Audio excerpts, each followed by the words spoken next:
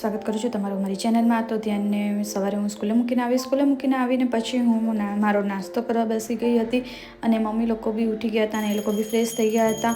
તો પછી મમ્મી સવારની પૂજા કરી રહ્યા હતા અને પછી મમ્મી પૂજા કરી રહ્યા હતા અને હું મારું જે ડેલીનું કામ હતું એ મેં ચાલુ કરી દીધું હતું અને ચાવડ ચૂપટને બધું કરી નાખ્યું હતું। આજે તો માસી આવ્યા હતા એટલે વાંધો નહોતો, એટલે ફટાફટ મેં ચાપડ ચૂપટ કરી નાખ્યું હતું અને જે બાકી વસ્તુ કામ હતું જેમ કે વાસણ ઘસવાના હતા, ચા પાણીના ને એ બધું બી કરી લીધું હતું અને બસ ત્યાં તો રસોઈ કરવાનો ટાઈમ થઈ ગયો હતો। તો હું અત્યારે ચાપડ ચૂપટ કરી અને પછી હું કરીશ રસોઈની તૈયારી।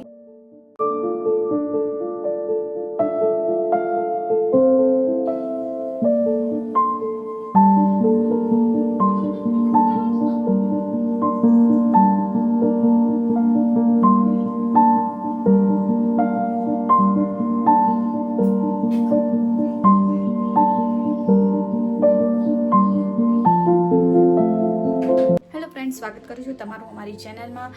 તો અત્યારે વાગ્યા છે 10 વાગ્યા છે અને મેં ચાપડ ચૂપડને બધું કરી નાખ્યું છે, ચા પાણી નાસ્તા કરી નાખ્યા છે। તો હવે હું કરું છું રસોઈની તૈયારી। તો હમણાં રસોઈની તૈયારી કરી નાખીશ અને પછી જે બાકી બચતું કામ હશે એ કરી નાખીશું। અને તમને અમારા બ્લોગ ગમતા હોય તો લાઇક શેર સબસ્ક્રાઈબ કરજો અને કમેન્ટમાં જણાવજો કે કેવા લાગે।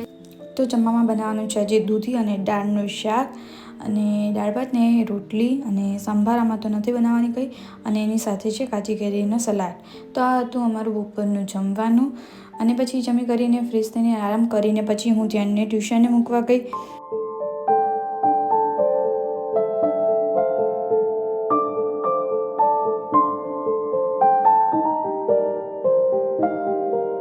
ધ્યાનને પછી ટ્યુશનેથી લઈને આવી તો હું દિવેશને લઈને ગઈ। દિવેશને હું દવાખાને લઈને ગઈ હતી કેમ કે એને એક્સરે કરાવવાનો હતો પગનો, એટલે કેમ કે રસ્તામાં કૂતરો આવી ગયો હતો તો એનું એક્સિડન્ટ થયું હતું, તો એને પગમાં દુખતું હતું તો એને હું દવાખાને લઈને આવી હતી। પછી એને ટીટીનું ઇન્જેક્શન ડૉક્ટરે લેવાનું કીધું એટલે પછી એને ટીટીનું ઇન્જેક્શન લીધું, ઇન્જેક્શન ને બધું દવા ને બધું લઈને અમે પછી ઘરે આવ્યા અને ગુરુજી અમારા ઘરે આવવાના હતા તો થોડીક પ્રિપરેશન બી કરવાની હતી।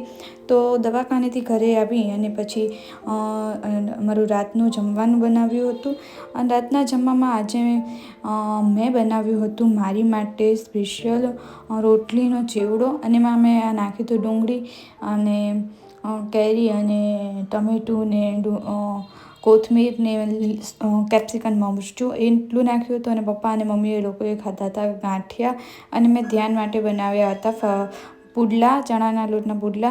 અને નેક્સ્ટ ડે જો ગુરુજી આવવાના હતા એટલે પછી જો મોર્નિંગમાં સવારે એકદમ મસ્ત રેડી કરી નાખ્યું હતું, ડેકોરેશન કરીને, એટલું બધું તો ડેકોરેશન નહોતું કર્યું પણ થોડું ઘણું ડેકોરેશન કર્યું હતું।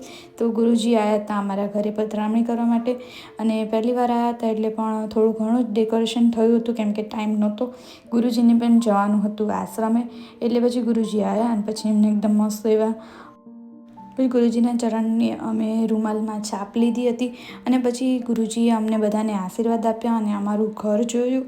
અને પછી ગુરુજી સવારે નવકાસ લેવાના હતા પણ એમને મોડું થતું હતું એટલે પછી એમણે કંઈ નવકાસ લીધો નહીં અને બસ અમે પછી નવકાસ મેં એમને ડબ્બામાં ભરીને આપી દીધો હતો અને પછી ગુરુજીએ અમને બધાને આશીર્વાદ આપ્યા અને પછી ધીમે ધીમે બધા હોલમાં ને રૂમમાં ને બધે જઈને ગુરુજીએ અમને બધાને ત્યાં આશીર્વાદ આપ્યા હતા અને પછી મંદિરે આવ્યા હતા। હેલો ફ્રેન્ડ, સ્વાગત કરું છું તમારું અમારી ચેનલમાં। તો મોર્નિંગની શરૂઆત એકદમ મસ્ત હતી। આજે ગુરુજી અમારા ઘરે આવ્યા હતા પધરામણી કરવા। એ પૂરા ભારતમાં વિહાર કરવા માટે નીકળ્યા હતા પણ અચાનક આશ્રમે કામ આવી ગયું એટલે પછી ગુરુજી બસ અહીંયાથી જુનાગઢ ખાલે ગિરનાર ચડવા ગયા હતા અને બસ પછી આજે એ આશ્રમ માટે નીકળી ગયા છે અને બસ જો અમારા ઘરે પધરામણી કરી અને મસ્ત બધાને આશીર્વાદ આપ્યા। હવે અત્યારે આશ્રમ માટે નીકળ્યા છે। હવે પછી આજે ઘરે અહીંયા નવકાસ લેવાના હતા અને જમવાનું એટલે જમવા માટે બી રોકાવાના હતા ગોચરી કરવા માટે, પણ એ કંઈ મેળ આવ્યો નહીં કેમ કે એમને અચાનક જ જવું પડે એમ હતું કેમ કે આશ્રમમાં જે મહારાજજી છે એ એમને ત્યાં કોકનું ડેથ થઈ ગયું હતું તો એટલા માટે એ નીકળી ગયા હતા અને પછી જયદીપભાઈથી મંદિરને આશ્રમ હેન્ડલ થાય એમ નહોતો એટલે પછી ગુરુજીને ફોન કરીને કીધું એટલે પછી ગુરુજી અત્યારે આશ્રમે માટે નીકળી ગયા છે। અને એકદમ મસ્ત એવા બધાને આશીર્વાદ આપ્યા અને પછી ધ્યાનને બી નાસ્તો બસ્તો કરાવીને રેડી કરીને પછી એને બી હું સ્કૂલે મૂકી આવી, કેમ કે એનો ટાઈમ બી થઈ ગયો હતો સ્કૂલનો. એટલે મને ખ્યાલ નહોતો કે આટલી જલ્દી ગુરુજી આશ્રમ માટે નીકળશે. મને એમ કે થોડોક ટાઈમ રોકાશે, પણ પોસિબલ નહોતું. એટલે પછી ગુરુજીએ એમ કીધું ફરીથી કે હવે હું આવીશ તમારા ઘરે, તમે નવું ઘર લો ત્યારે. એટલે ફરીથી ગુરુજીને અમે બોલાવીશું અમારા ઘરે અને આશીર્વાદ દેવા માટે. તો હવે આજનું રૂટિન શું છે હું તમને થોડાક જ ક્ષણમાં કહીશ. પછી હું અને દિવેશ ધ્યાનને સ્કૂલે મૂકવા ગયા હતા. પછી મેં ફટાફટ ધ્યાનને રેડી કરી દીધો હતો. એમ અમારી જોડે થોડો ઘણો ટાઈમ હતો, એટલે પછી ધ્યાનને રેડી કરીને પછી અમે એને સ્કૂલે ઉતાર્યો અને સ્કૂલેથી ઉતારીને પછી હું અને દિવેશ આવી ગયા હતા ઘરે. અને સવારમાં થોડુંક ઠંડુ વાતાવરણ હતું ને એકદમ મસ્ત વાતાવરણ લાગતું હતું. અને બસ ગિરનાર પરથી સૂરજ દાદા ઉગીને બસ થોડીક જ ક્ષણમાં બહાર આવવાના હતા. પછી ઘરે આવીને મેં નાસ્તો કર્યો. આ બધો નાસ્તો અમે લઈને આવ્યા હતા ગુરુજી માટે, પણ ગુરુજીએ તો ગોચરી કરી નહોતી. ગોચરી શું વાપર્યું જ નહોતું. સવારે નવકાશ એટલે પછી એમને ડ્રાયફ્રૂટ્સ ને એ બધું આપી દીધું હતું વાપરવા માટે, આશ્રમ માટે એમને આપ્યું હતું. અને પછી આ બધો નાસ્તો પછી મેં ને દિવેશ અને અમે ઘરમાં બધાએ કર્યો હતો. અને આજે હતી 11સ, તો 11સ માટે બનાવી હતી સિંગ અને બટેકાની ખીચડી, અને સાથે સાથે બટેકાની સૂકી ભાજી બનાવી હતી, અને ભીંડાનો સંભારો બનાવ્યો હતો, અને થોડી ઘણી વેફર ને બધું તળ્યું હતું. અને પછી જમી કરીને ફ્રી થઈ તો પછી ભાભી અને એમની છોકરીઓ બેસવા માટે આવ્યા હતા. બેસવા માટે તો નહીં, પણ એ દિવેશની ખબર કાઢવા માટે આવ્યા હતા. પણ દિવેશ કામથી બહાર હતા, એટલે પછી ભાભી અને છોકરીઓ આવ્યા હતા. તો છોકરીઓ બે રમતા હતા અને પછી ભાભી મમ્મી જોડે વાતચીતો કરતા હતા. પછી મેં સાંજના જમવામાં મેં મારી માટે બનાવી હતી પાણીપુરી. આ ઇન્સ્ટન્ટ જે પાણી બનાવવાનું આવે છે એ મેં લીધું હતું. પછી મેં એનું પાણી બનાવ્યું હતું. પાણી એકદમ ટેસ્ટી બન્યું હતું. અને પછી મમ્મીને તો 11સ હતી, એટલે પછી મમ્મીએ કાંઈ જમ્યું હતું. એમણે રાતે ફરાળ કર્યો હતો. ધ્યાન માટે મેં બનાવ્યા હતા પુડલા, અને પપ્પા માટે બનાવ્યું હતું રીંગણા બટેકાનું શાક અને ભાખરી. આ હતું અમારું રાતનું જમવાનું.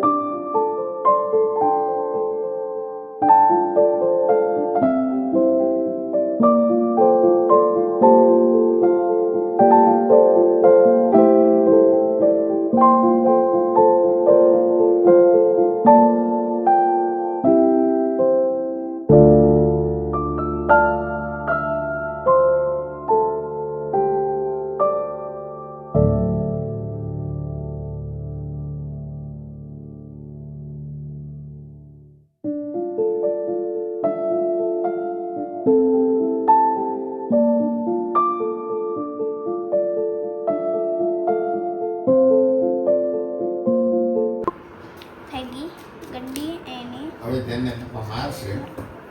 હું તો હુંરાઈને મારે પપ્પા ધ્યાનને.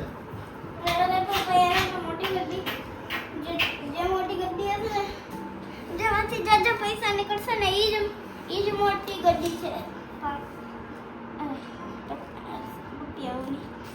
એક, બે,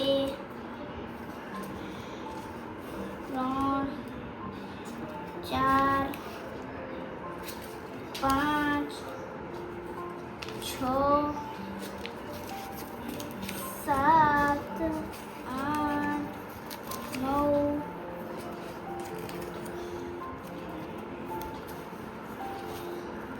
10, 11, 12, 13, 14, 200 નોટ. અરે મમ્મા કે નાની ગड्डी ચલો ઘડીએ. હવે હું ઇંગ્લિશમાં કરી ગલા નાખી દે બધાની નકલી નોટ. હું જ્યારે દુકાનવાળાને દઈશ ને તો કહેશે કે નોટ કેમ દીધી, એટલામાં તો બાઈક નહીં આવે એવું કહેશે. તો શું આવશે? પછી 0% બધું આવશે. એટલે આ નકલી નોટ છે ને ઘણવા માટે કાઢી. તો ફ્રેન્ડ્સ, તમને આ બ્લોગ કેવો લાગે છે? ગમે તો લાઈક શેર સબસ્ક્રાઈબ કરજો, અને અમારી ચેનલમાં નવા હોય તો ચેનલને સબસ્ક્રાઈબ કરવાનું ભૂલતા નહીં. તો ફરી મળીએ નવા વ્લોગ નવા દિવસ સાથે. તો બધાને બાય બાય.